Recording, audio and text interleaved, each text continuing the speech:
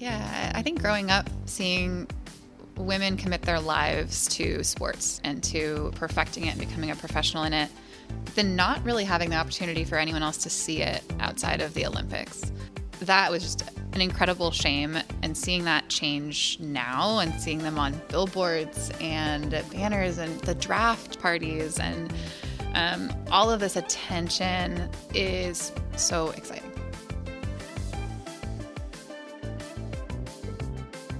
Welcome to Bitch Talk. I'm your host, Erin. And I'm co-host Ange, aka Captain Party.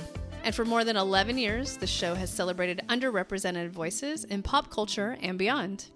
But not in the snore kind of way, which is why our listeners and followers have graciously voted us Best of the Bay, Best Podcast on 48 Hills for 3 years in a row. Three-peat, bitches. If you like what you hear, follow us on Instagram and check out our website, Bitch Talk Podcast, and rate us wherever you listen to podcasts. We're begging you to judge us. When does that ever happen? Oh, you're not going to say anything? Oh, what'd I say? Yeah. Yeah. Okay, on that note, on with the show. Clink.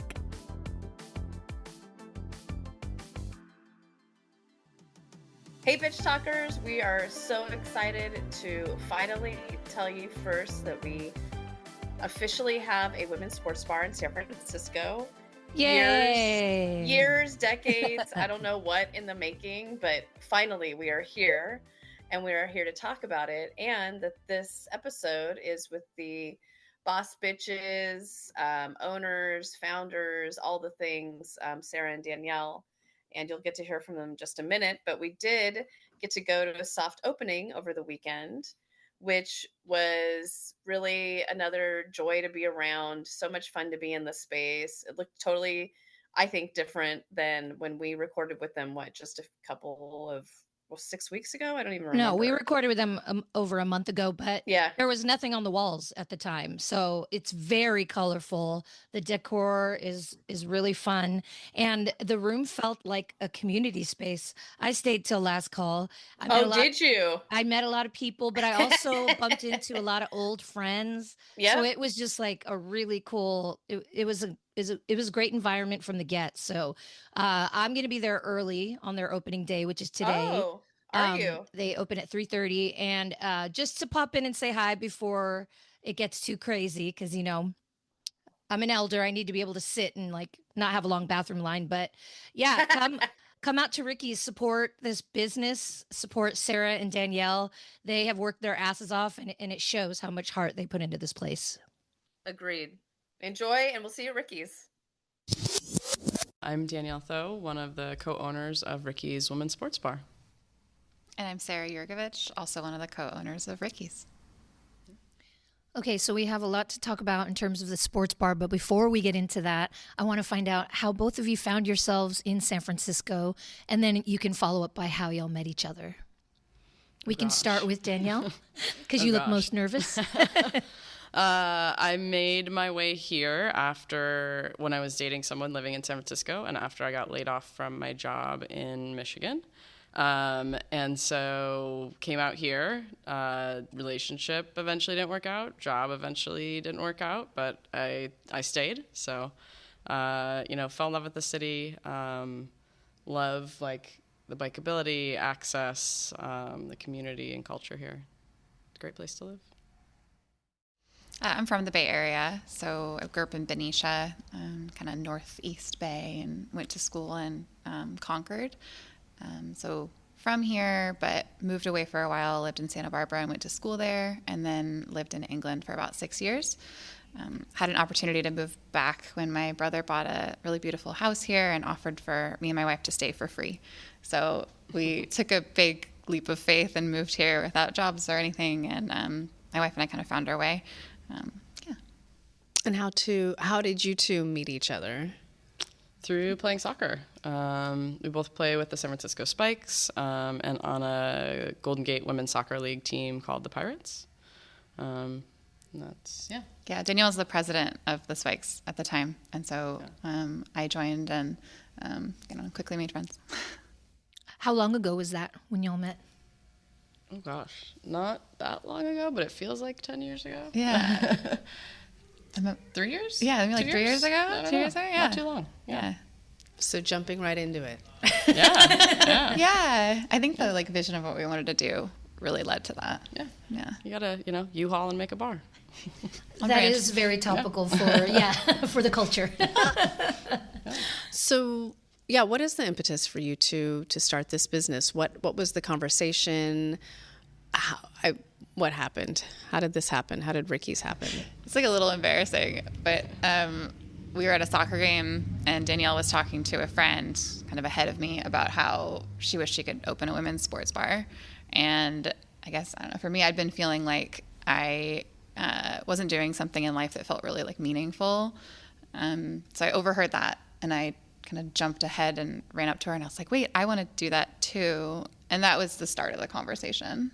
Yeah. And I think I was talking to my friend who I'd been hosting women's sports watch parties a little bit for big NWSL games, U.S. Women's National Team games. Soccer's my favorite sport for sure. And was just always begging people to come out to them, to be show up, the bars will put it on, but you need to show up, So it was great to have somebody come and be like, I want to do that too. I want to get people to show up. Okay, so you both come into agreement that you have a common goal. What's the first step after that? Because it's sort of neither of you come from a hospitality background, right? So there's a million things that you have to do in order to get to this place. So what was the first step for the both of you? I think really recognizing the need. So from there, we would try and organize people to go watch the NWSL final. Mm-hmm. And I feel at that point we had a lot of people that were interested in watching, but we really had to search for the right place that would put it on. And a lot of work was involved in that. Is it conflicting with another sport team that's a men's sport, game? It felt like the ranking system for that was it could be any men's sport, any game was more important than putting a women's sport on. And it's a really interesting time where now the women's sports games are actually broadcast. So they're available, but there wasn't really a place to watch it. Or they'd be on a weird streaming system that not every bar has all the different streaming platforms or the ability to show those commercially, which we've learned much more about now. So I think part of it was proving that there was a community and a need for it. And then we did initially do a lot of market research and a lot of deep dives into the growth of women's sports. I think looking back now that we're sitting here in the bar is we did a lot of research to prove that the numbers make sense. And once we went public, nobody cared. Everybody was on the emotional high. Everybody was totally, it's obvious. So it seems kind of funny looking back. We were digging for numbers and information and studies and things that really were not so important once we announced. Yeah, and I feel this is relevant. We realized that we're both Libras, so our birthdays are a week apart. And our LLC is called the Libra Project. So that research piece, that looking into things before making big decisions was, I'd say, pivotal in our relationship and the bar. Yeah. Oh, if we could only... Okay. If anyone could see my eyes roll so Yeah, hard. we have experience with Libras and So two many Libras Libras. together. It's I can't believe you worked this fast together. When you're indecisive Who and you makes the can't think of a decisions? name, Yeah. you just, the Libra Project. Oh my God. Okay, before we get to that, I want to dive into these watch parties a little bit more and give a shout out to all the cool places that were even open to you throwing these watch parties. So can you shout out all the places that you had them and sort of the community that came out and you realized we're so thirsty for something like this? Yeah, I mean, I hope I don't leave anyone out because there's been a lot of people who've supported us and opened up their spaces to us. I think, Richmond Republic has been a big partner bar for Bridge Brigade, the BFC supporters group, Patriot House downtown at the Embarcadero Center, which is also a woman-owned business with amazing food and drinks, Teeth in the Mission, great spot, great patio with two newer owners who were just excited to both host us and share with us everything they've learned. And then Standard Deviant, we wouldn't be here without Mark DeVito and all of his support, both letting us take over a space and also, holding our hands through learning a lot of things behind the scenes. So Did I forget anybody? No, I don't think so. And I mean, the bars also, they didn't just let us use their space. They enthusiastically welcomed us into their environment. And I think that's a really big part of why we're doing this is it's not just about having a space where you can watch it. It's where you feel like you're welcome and people are excited about it and it's your own community space. And they've provided that on a short-term basis, which is amazing. Yeah, I did forget one. Which one? McTeague's, like classic soccer bar in the city, where I like pre-pandemic had hosted some NWSL final watch parties at like 9 a.m. and they were like, yeah, you can put it on, have the back room, turn the sound on. So we had a women's national team watch party there, which was really great. So. Well, now I'm going to go into bitch talk mode, but I appreciate that you went into these spaces and asked for this, because I feel often like I walk into bars and it's wall-to-wall men's sports. I could, not to be that way, but I'm like, I don't care. And what happens if I asked, would you play a women's game? Would they? And I never do it because I'm like, I don't even want to deal with it. So thank you for doing that and creating this space. But I do want to ask you about the history of the name of Rikki's and why you landed on Rikki's as two Libras. How did it happen? Rikki did love all of her horoscope stuff. Yeah. We were looking for a name that really meant something to San Francisco. We're both kind of history nerds. I hope I'm not speaking for you, but and we wanted to really honor someone and honor the rich history of San Francisco and women's sports. Danielle had this awesome spreadsheet that she'd been working on and doing research of different lesbian bars and lesbian bar owners in San Francisco. So when we got a little stuck on the name, she thought, I'll just pull that up and see if there's anything there. And we came across Rikki. Mm-hmm. Yeah, rather than like kind of reinvigorating, reusing a historic bar name, it was like, wait, there's this person with kind of a cool, catchy, quick name to say. And then we, learned more and more about Rikki. And I think both the kind of community spaces that her bars were and then the kind of things that she supported. So women's sports teams were sponsored by her bars, and she is one of the co-founders of the Federation of Gay Games. We found actually in getting connected to some folks who knew her and who have kind of her and her partners kind of archive of materials and memorabilia and photos. Found this like CV that she had made that said that she was the first committed sponsor of Gay Games 1 in San Francisco, which was really cool. So I think, Rikki's is a women's sports bar, but we are not shying away from the fact that like women's sports don't exist without queer women.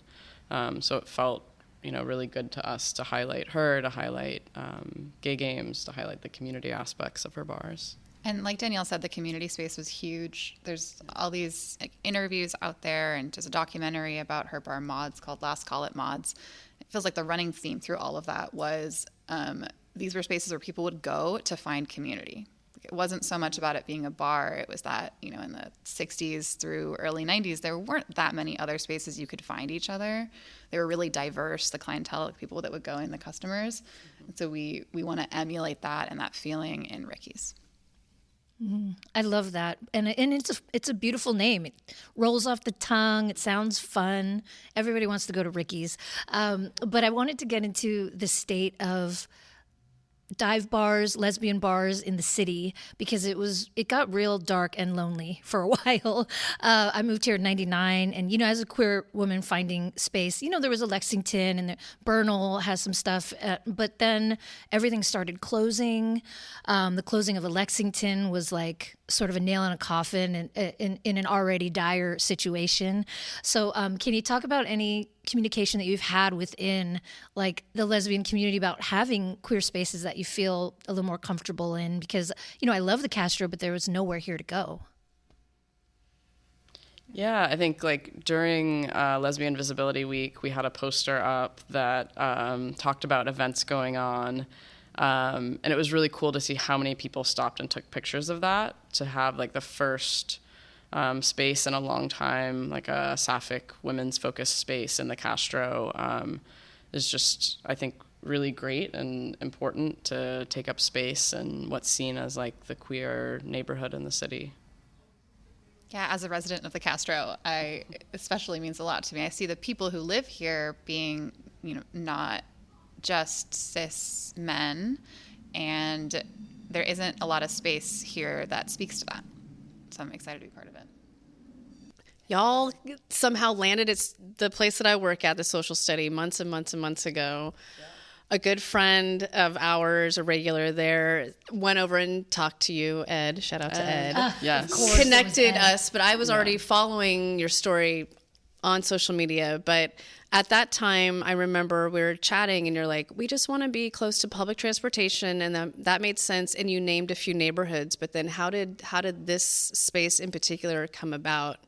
And actually, why did you land in San Francisco and maybe not over in the East Bay? Like, can you talk about that too? It's kind of interesting. This was actually the first place that we looked at. So we looked here, really liked it. We weren't sure about the kitchen piece, so we hadn't had watch parties yet. And the size. And the size, yeah. It's big. Exactly. Yeah, we hadn't had watch parties yet, so we were still doing, I'd say, research on who our customer base would be. So we said we saw this.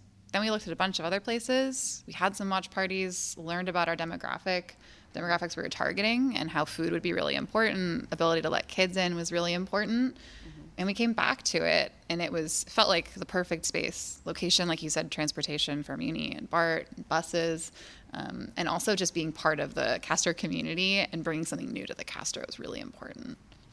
Yeah, definitely. And we looked at like 7, I think, other spaces before kind of coming back around to this one. And it was like, while we were doing that, we were hosting watch parties and learning more about our customer base, learning that people really wanted food. We were seeing people like leave at halftime and say, oh, I'll come back after I grab food. And then they didn't come back. And also recognizing people were bringing a lot of kids out to watch, and how, I don't know, culturally important it is to have, female role models in a space that you can walk into. And the assumption is it's going to be women's sports on, not men's sports. So those things kind of all put some momentum behind where we've, ended up here, which is, I think, much bigger than we originally envisioned. And is all ages. I love that. We had Jenny, the owner of the Sports Bra, on a couple years ago, and she brought up the exact same thing. Like, it was so important to have kids there so they can watch women's sports on TV, and the kitchen aspect is just so important as well. I'm curious if you visited any of the other women's sports bars, including the Sports Bra, or reached out to any of them for any sort of advice. It is a growing trend now. I mean, the Sports Bra was the first one in this country, right? And now there's at least a handful of them. Yeah, there's a great community of the women's sports bar owners and people working on opening them, people hosting watch parties. We have like a Slack group, so anybody listening, that wants to, that's working on something and wants to get involved, like, feel free to reach out. But people are bouncing ideas off of each other, from everything like getting rights to show different sports to like, how did you go through a lease process and all kinds of questions. So all the other owners have been really supportive and helpful. It's really cool, the amount of support that you get from other people. I think there's sometimes an outside assumption that there could be some sort of competition, which is never the case. We were on a panel for Lesbian Visibility Week with some of the bar owners of bars that are already existing. And in the chat, they were like sending their personal email addresses to people who are interested in opening up bars to help support them. Yeah, I have to shout out Jillian at a bar of their own in the Twin Cities, because I don't know how she has capacity to help and respond to as many people as she does. I don't think she sleeps, but like, she's one that's just like always on, always available, will give you the hard truth. Yeah. How are you envisioning this first year of business as Rikki's? What are you excited about? Who are you excited about welcoming in? And then who are you welcoming into this space? Hopefully everybody. Yeah. Yeah, we want the bar to be open for everyone who wants to watch women's sports. So not just for women, for anyone who wants to come in and enjoy the games. I think for me personally, I'm excited to show like a more variety of women's sports when we open. As of right now, we have these watch parties, but it's all focused on soccer or basketball. So excited to show other things like rugby, hockey, everything else. Yeah, totally. I think even since we've announced, people asked about different sports that, maybe aren't the most mainstream sports that you would think of watching on TV or that would be at a traditional male-focused sports bar. My partner, when I left, was sitting at home watching Daria Kasatkina, one of the few out women professional tennis players playing right now in Madrid. And I think we've had a lot of people reach out and ask about showing women's tennis here. So yeah, tennis will be on.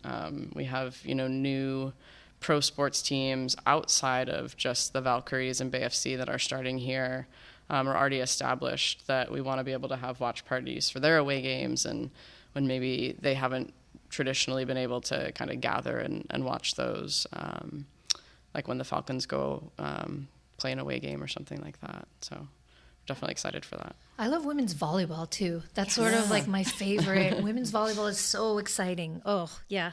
Well, you're going to need this big space. I'm calling it right now. Yeah. You're going to need this big space. And it's funny because Aaron and I, when we went to the sports bra, this was how many years ago? 2 years ago? Almost maybe? 2 years ago.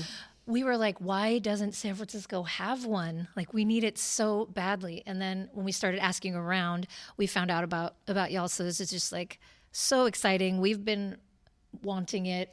We almost thought about starting it, Well, but I'm so glad you're doing And it. it was like, yeah. No, it's like, well, if no one else is gonna, give me a shovel, I'll build one. Yeah. We're still painting and stuff if you want to help. Yeah. I love painting. I'm not kidding. I'll help. I love this place. I really, I'll put some sweat on the line because, we're hungry for this and really, really excited. I think it's that piece of like, you like to watch volleyball, like whoever walks in the door, I think, speaking back to like, what do we envision the first year as? I think it's going to be a bit of an experiment. We're opening while the Valkyries and BFC are underway in their, first and second seasons respectively.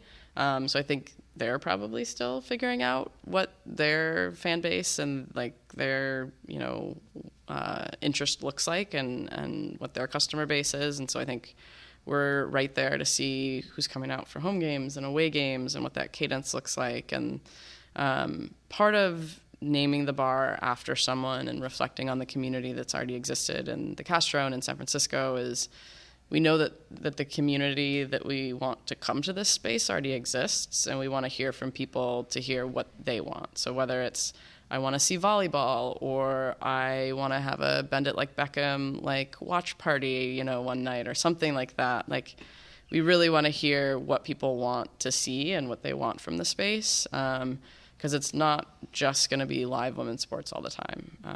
So yeah, I'm excited to see what ideas other people have.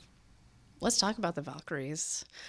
Was this idea, I can't remember when the Valkyries were actually announced, so maybe you can help me remember that, but was this idea because of the Valkyries, or was it in addition to the Valkyries and BFC? Can you talk about the excitement of the Valkyries? I went to the watch party for the draft day out at Chase, and it was incredible seeing the people that showed up and kept showing up. So can you talk about Valkyries, what you're excited to see this year, and just the excitement of having the WNBA team here in San Francisco?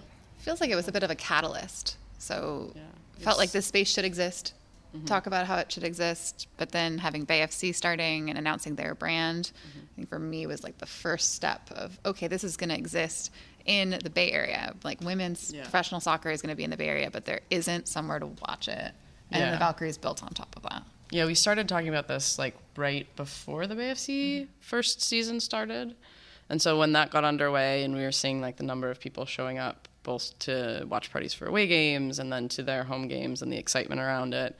And then, the last 2 years is a little bit of a blur, but whenever the Valkyries announced in there, it was like, okay, we got to go. Like, this is real. These two teams in the biggest, in terms of broadcasting women's pro sports in the U.S. are starting here. So I think it's a perfect space too, because y'all play for soccer league. I'm not sure if you still do. I have friends that play for softball leagues in the city, to come for like after a game and just like a meeting place. It's just the perfect amount of space for something like that. Yeah, totally.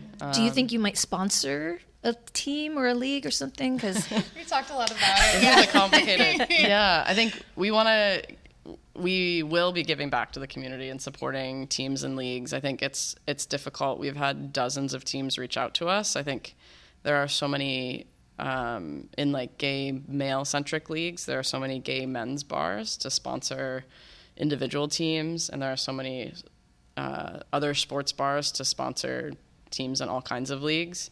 And for us, it's like the one women's sports bar, and it's like thousands of women's teams, it seems like, in the city. So For every sport imaginable. yeah. So we're trying to figure that out.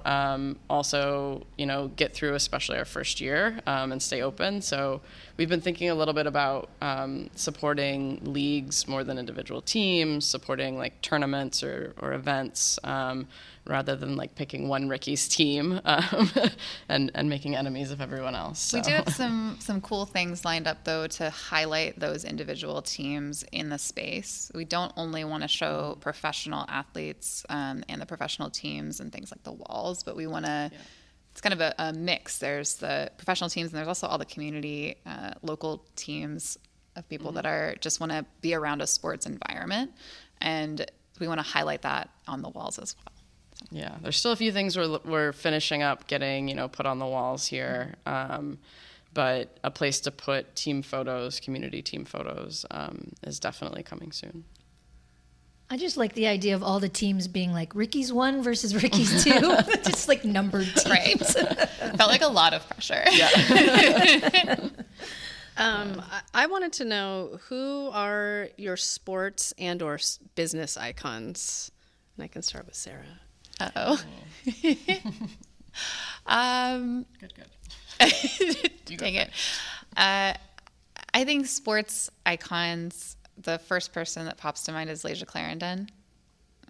So Leja Clarendon recently retired from the WNBA, played at Berkeley, has a lot of connections to the Bay, and they were the first out non-binary player in the W.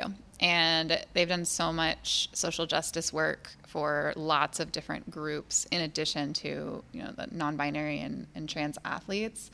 Mm-hmm. I love that they speak up at these times when not everyone is speaking up, and then I see other people follow their lead, and I think that's so admirable. And they're such an awesome person. Super cool. Yeah. Business icons.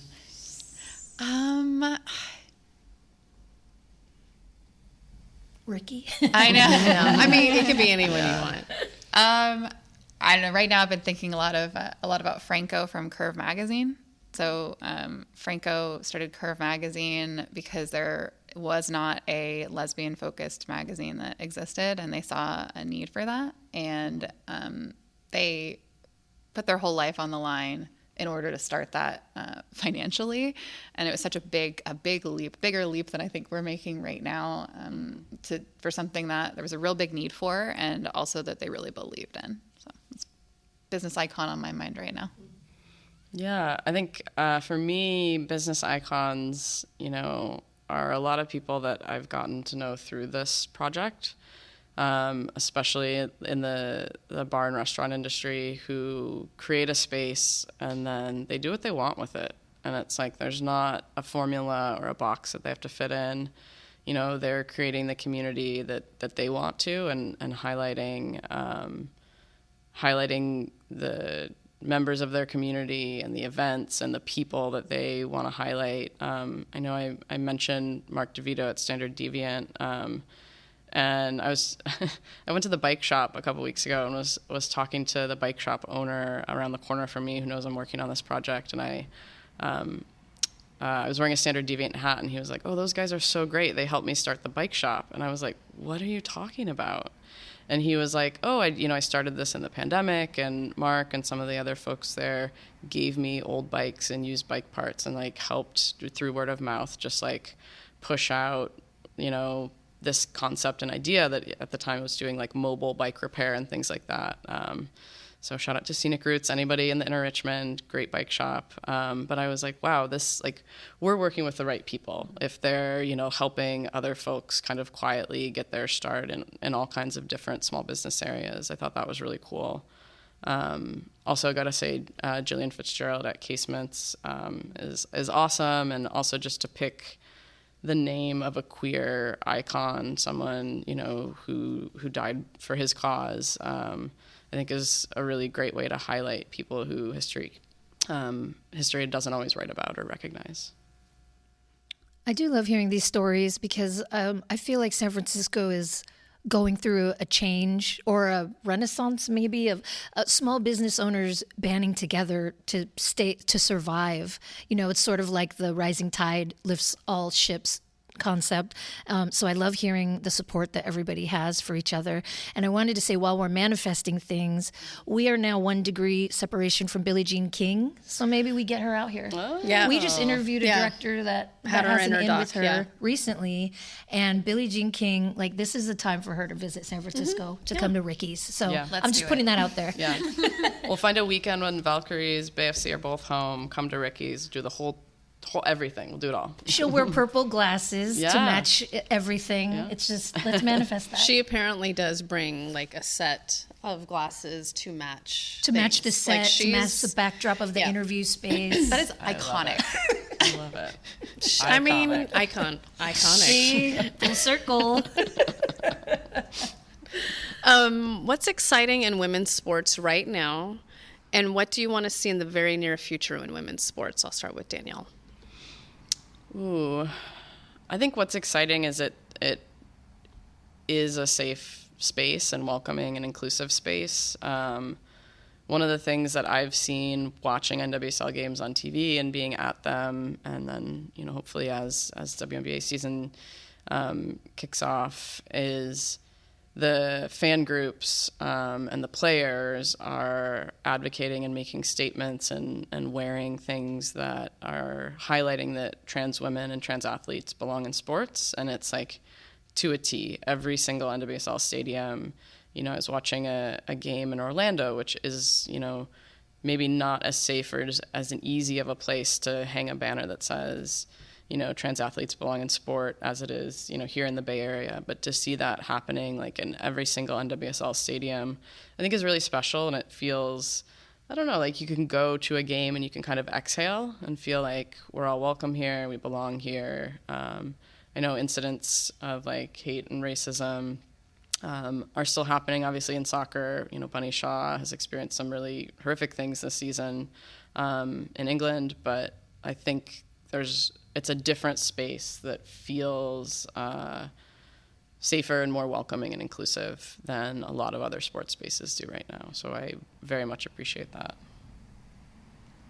Yeah, I think growing up, seeing women commit their lives to sports and to their sport and to perfecting it and becoming a professional in it, but then not really having the opportunity for anyone else to see it outside of the Olympics. That was just an incredible shame, and seeing that change now and seeing them on billboards and banners and the draft parties and all of this attention is such a drastic change from the way that it used to be, and so exciting. Yeah, so exciting. Let's try not to cry. Yeah, I was trying not to cry. We welcome crying. Cussing and crying. All of it's good. I guess my last question is, are you hiring?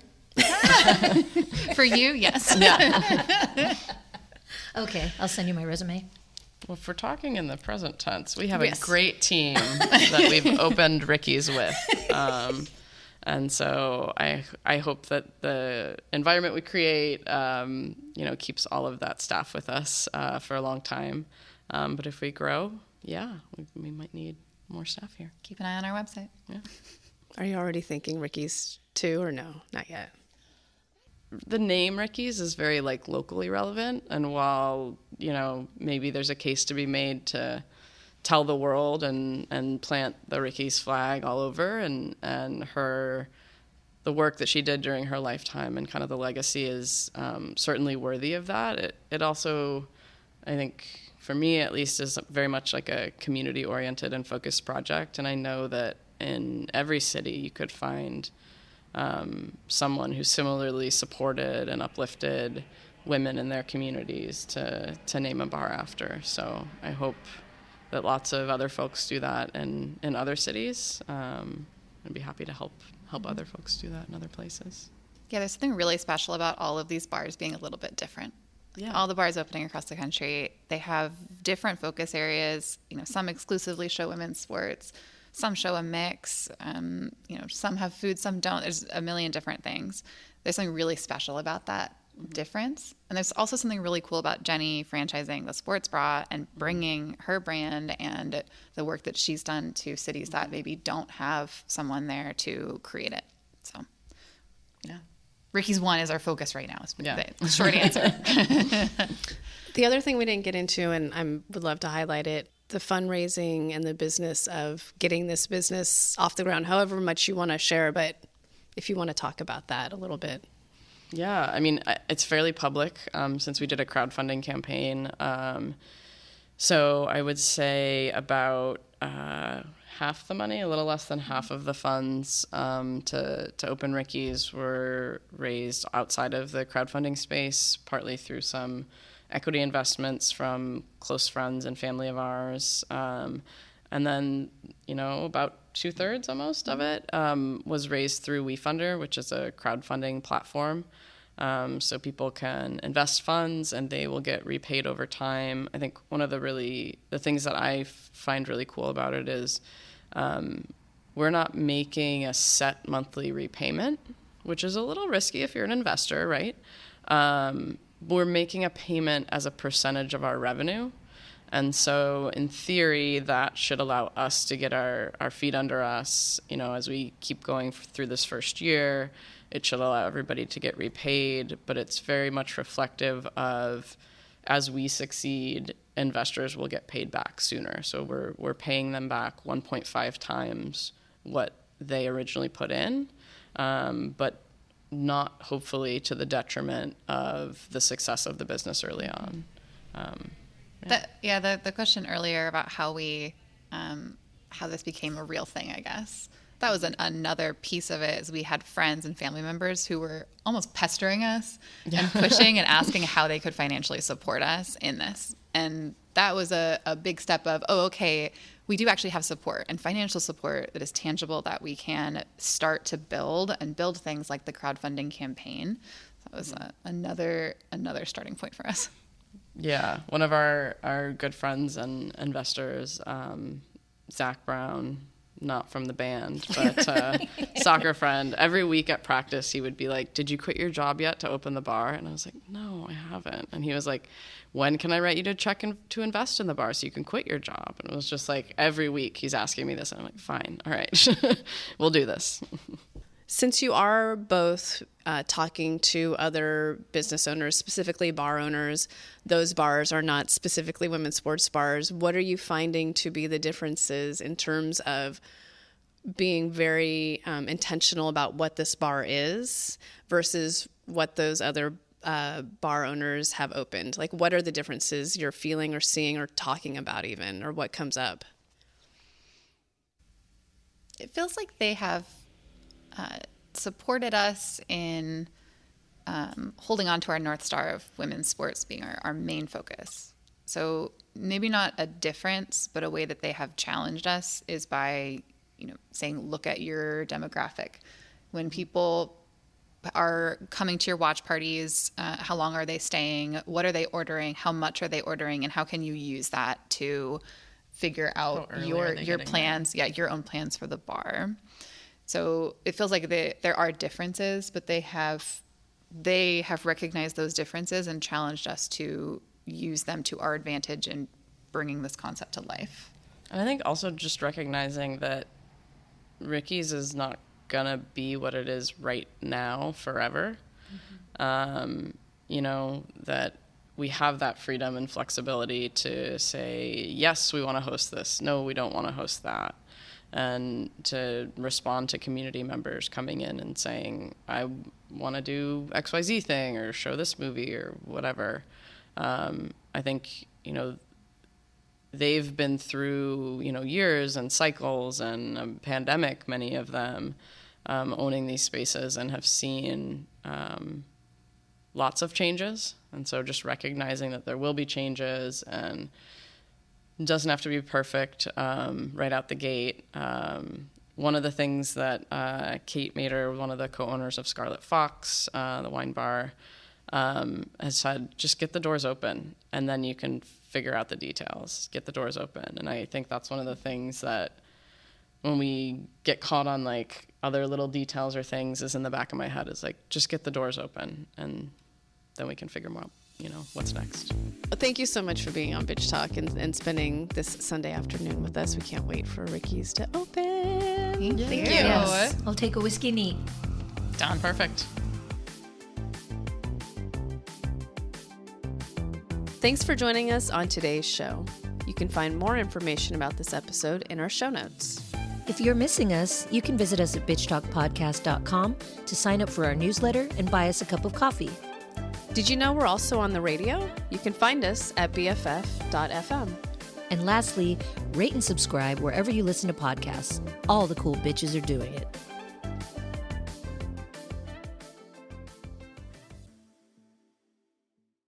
This podcast is a proud member of the BFF.FM podcast network.